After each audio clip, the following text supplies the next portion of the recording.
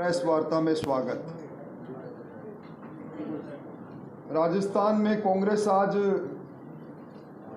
12 से अपने चुनाव अभियान का श्री गणेश कर रही है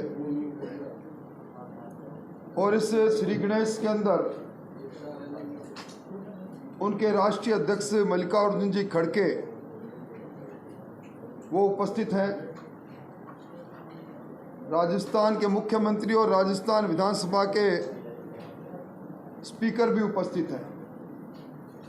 ये तीनों किरदार वो हैं जो सितंबर के अंदर जब खड़गे साहब आए थे तब खड़गे साहब विधायकों का इंतजार करते रहे, विधायक नादार्द रहे और अपना त्यागपत्र लेकर विधानसभा अध्यक्ष जी के पास चले गए।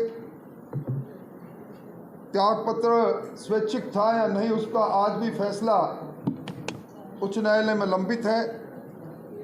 आज ये तीनों किरदार वहाँ उपस्थित थे और जिस मुद्दे को लेकर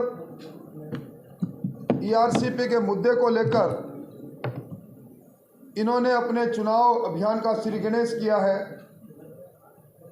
उस मुद्दे का आधार लोगों को गुमराह करने के बाद साथ साथ असत्य पर टिका है। राज्यपाल का अभिभाषण सबसे संसदीय लोकतंत्र में सबसे पवित्र दस्तावेज के रूप में माना जाता है। इस बार जो 23 जनवरी 2023 को महामहिम राज्यपाल का अभिभाषण विधानसभा में पढ़ा गया, उसके पैरा 170 के अंदर इन्होंने ये कहा कि 2051 में ये ईआरसीपी के प्रोजेक्ट को पूरा करेंगे। यानी जिस ईआरसीपी को लेकर आज राजस्थान के अंदर कांग्रेस प्रचार प्रसार अपना अभियान पर प्रारंभ कर रहे हैं, वो महामहिम राज्यपाल के मुख से कहलाते हैं विधानसभा में हम 2051 को पूरा करेंगे इसको। और 2021-22 के बजट में इन्होंने कहा कि हम 37,000 करोड़ रुपए ईआरसीपी को बनाने में बजटीय प्रावधान किया है हमने। इनकी सरकार ईआरसीपी का मुद्दा 2019 से लेकर अब तक मुख्यमंत्री जी हर बजट में हर समय उठाते रहे। किसने मना किया इनको? जब उन्होंने कहा हम अपने संसाधनों से इसको पूरा करेंगे तो पूरा क्यों नहीं किया? इस ईआरसीपी पर सबसे पहला ऐतराज जिन मध्य प्रदेश के मुख्यमंत्री कमलनाथ जी ने किया वाटर इंडिपेंडेबिलिटी को लेकर, और मुख्यमंत्री जी कह रहे हैं 16 राष्ट्रीय परियोजना है।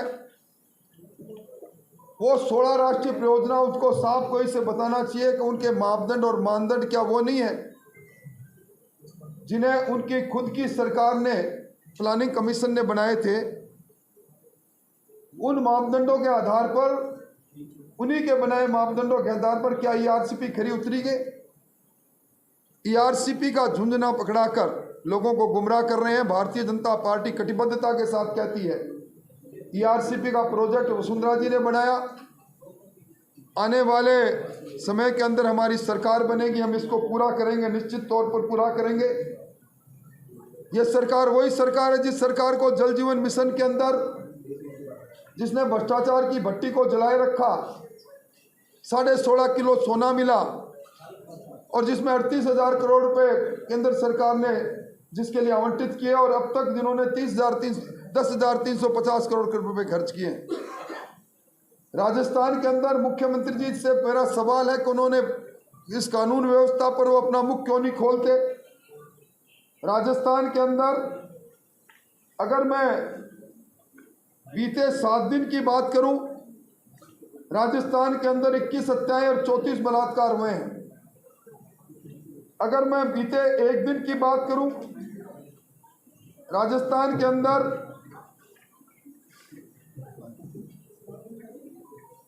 जिस प्रकार का अपराध घटित हुए हैं वो किसी से छुपे हुए नहीं। कुल मिलाकर राजस्थान के अंदर पिछले 24 घंटों में रामगढ़ में एक नौजवान को चाकुओं से कोद कर मार दिया गया। जयपुर के मानसरोवर में एक नौजवान की हत्या होती है। भीलवाड़ा के कोटड़ी में नरकंकाल मिलते हैं। भीलवाड़ा में इस होटल संचालक को पीट पीट कर मार देते हैं। दूदू के अंदर एक पीट पीट कर एक व्यक्ति की हत्या होती है। और विद्याधर नगर के अंदर, राजधानी के अंदर गोल्डी बराड़ के नाम से रंगदारी मांगी जाती है। आज हालत यह है कि राजस्थान के अंदर 6 महीने के अंदर जो 1,24,798 अपराध दर्ज हुए हैं, उनमें चालान सिर्फ 33,261 का हुआ है। अपराध और अपराधी दोनों भयमुक्त है। और अब आचार संहिता लगी, सचिवालय के दरवाजे आचार संहिता की रात को खुले रहे। आनन फानन के अंदर आरपीएससी में 3 लोगों को नामजद किया। संवैधानिक संस्था में नामजद करने के बाद एक सदस्य का नाम लेकर मुख्यमंत्री जी कहते हैं मुझसे गलती हो गई। तो क्या बाबूलाल कटारा, जिनको उन्होंने नामजद किया था, जो खुद पेपर चोरी करते पकड़ा गया, वो गलती नहीं थी? उसके लिए कौन माफ करेगा इनको?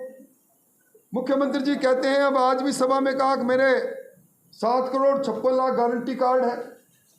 उन गारंटी कार्ड पर उनकी तस्वीर भी है। वही गारंटी कार्ड इस सरकार की जाने की गारंटी बनेंगे। और आज इन्होंने जिस प्रकार राजस्थान को आर्थिक आपातकाल में ढकेला है, राजस्थान में राजस्थान स्टेट पावर फाइनेंस और फाइनेंशियल सर्विस कॉरपोरेशन में लिमिटेड बनाकर 1,000 करोड़ रुपए हाउसिंग बोर्ड को, इस कॉरपोरेशन को ट्रांसफर किए लोन लेकर, फिर अपने कंसोलिडेटेड फंड में ट्रांसफर किए। रिको से 1,000 करोड़ रुपए और 1,500 करोड़ रुपए इन्होंने आरटीडीसी से लिए। आज हालत यह है, जिस ओपीएस की दुहाई सरकार देती है, उसकी ब्रांड एम्बेसडर जिस टीचर राजकुमारी जैन का नाम इन्होंने फोटो छापा, वो भी कहती है मुझे भी ओपीएस का लाभ नहीं मिला।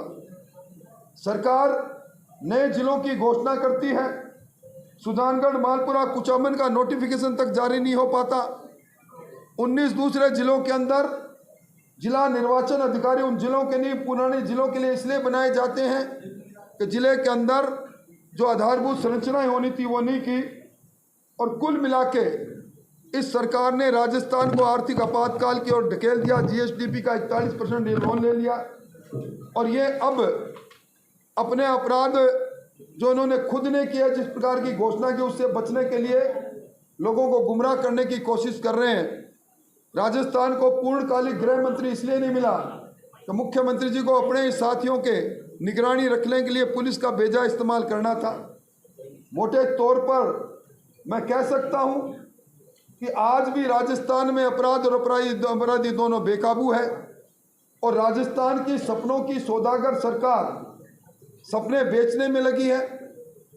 मुख्यमंत्री जी कहते हैं कि ये कुर्सी मुझे छोड़ती नहीं, और इनके राष्ट्रीय महासचिव कहते हैं कि हम बिना चेहरा इस बार चुनाव मैदान में हैं।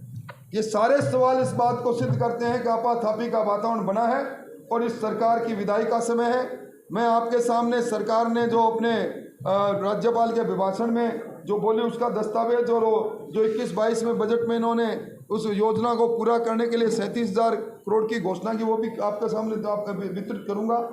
कुल मिला के इन 2 विषयों पर मुझे आपसे बात करनी थी। अब आपका कोई सवाल हो तो मैं उसका जवाब देने के लिए तैयार हूं। प्रश्नों के लिए एक बार। हाँ, मेरा सवाल आपसे है कि ईआरसीपी की उपज तो बीजेपी सरकार से भी हुई, उन्होंने आश्वासन दिया लेकिन सेंट्रल गवर्नमेंट से उसको पारित नहीं किया। फिर गहलोत सरकार है, कांग्रेस वहाँ भी नहीं हुआ। तो क्या आपकी सरकार आती हो, आप आश्वस्त करते हैं, ये गारंटी देते हैं कि हम ईआरसीपी के संशोधित रूप को और इसको अच्छा करके राजस्थान में, हालांकि हम अभी हमारा संकल्प पत्र आएगा, उसके अंदर सारे विषय आएंगे, पर भारतीय जनता पार्टी ने इस ईआरसीपी को बनाया। ईआरसीपी को पूरा करने का काम भी भारतीय जनता पार्टी करेगी। मेरा सवाल ये था कि अशोक गहलोत कल आरोप लगा रहे हैं कि 14 बार ईडी आ गई है पिछले 3-4 महीने के अंदर। अभी तक कोई कांग्रेस नेता ने कोई कार्रवाई नहीं की है, ये केवल पूरा करने के लिए और माहौल बढ़ाने के लिए। देखिए, 16.5 किलो सोना मिलता है, उसके बाद भी मुख्यमंत्री जी कहते हैं कि कांग्रेस के नेता के पास नहीं मिला।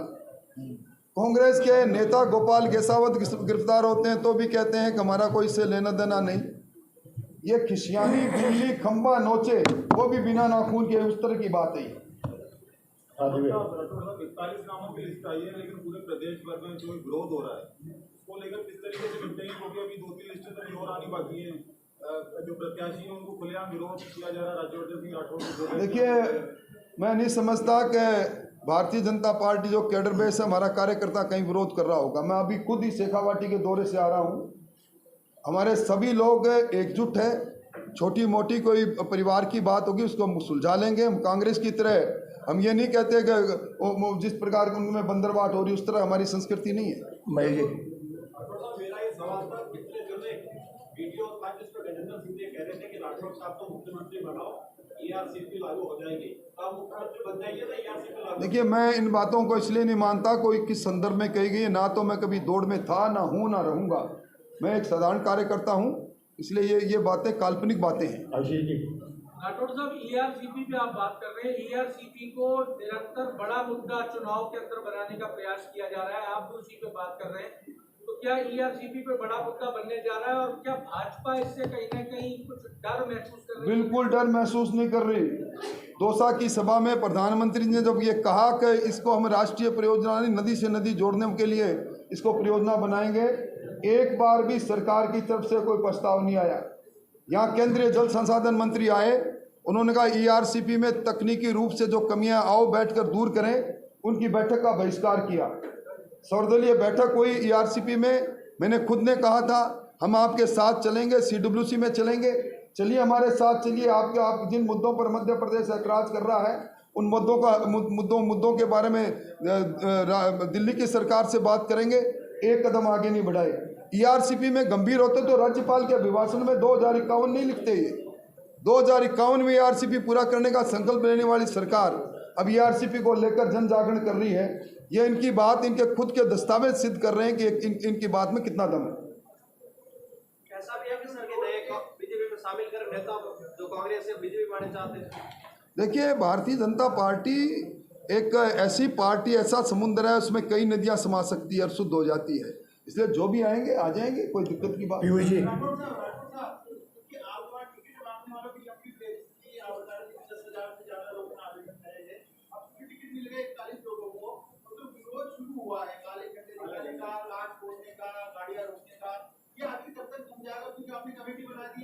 यदा कदा कोई किसी छोटी मोटी बात में गैर कार्यकर्ता द्वारा कुछ बात की गई हो, उसको हमारी पार्टी का विरोध मत माने आप। विरोध तो कांग्रेस का है, जहां कांग्रेस के नेताओं को बार बार जगह बदलनी पड़ती है। और कांग्रेस के विरोध तो कांग्रेस में इसीलिए एक सूची भी जारी नहीं करने की हिम्मत कांग्रेस ने नहीं किया। देखिए, पर बीजेपी के पदाधिकारी, ये छोटी मोटी कोई बात होगी, हम अपने परिवार की बात परिवार में समेट लेंगे। हाँ जी, अभी भी सरकार की कुछ योजनाओं के फोटो के पीछे विज्ञापन देखे जा सकते हैं, क्या उसको लेकर हमने चुनाव आयोग को लिखा भी है। हमने ये भी लिखा है कि चाहे स्मार्टफोन हो, चाहे मुख्यमंत्री गारंटी कार्ड हो, चाहे चिरंजीवी कार्ड हो, इनके अंदर मुख्यमंत्री जी की फोटो है। चाहे बिजली का बिल हो, अभी लेटेस्ट जो बिजली का बिल है उसमें भी मुख्यमंत्री जी की फोटो आई है। हमने ऐतराज किया है कि ये आदर्श आचार संहिता का खुला उल्लंघन है, और मैं उम्मीद करता हूं कि चुनाव आयोग संज्ञान लेगा। जितेंद्र जी, हमने आपत्ति चुनाव आयोग को हम लिख कर दे रहे हैं, हमने आपत्ति दर्ज कराई है, इसको और आपत्ति दर्ज करवाएंगे। सर, सांसौर विधानसभा है जहाँ पे आपके भारतीय जनता पार्टी के मंडल अध्यक्ष उनको पर जो प्रत्याशी सीट नहीं मिले वो उनको इस्तीफा दिलवा रहे हैं, आपको क्या राय है? नहीं, ऐसी कोई बात नहीं है। देखिए, आ गया वो विषय, आ गया एक बार। चलिए, बहुत बहुत धन्यवाद आप सभी लोगों का।